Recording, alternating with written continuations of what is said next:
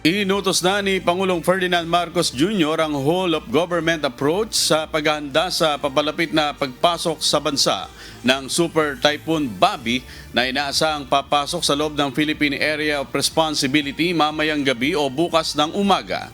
Sa ngayon ay nasa labas pa rin ang PAR ang malakas na bagyo na nakatakdang pangalanan na Super Typhoon Inday oras na makapasok sa bansa.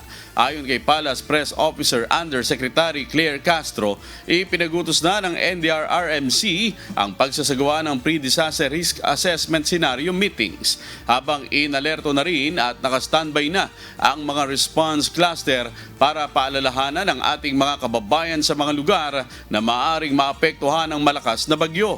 Naka-preposition na ang mga rescue team, relief items at iba pang essential supplies habang nakahanda na rin ang mga evacuation center sa posibleng paglikas ng mga residente.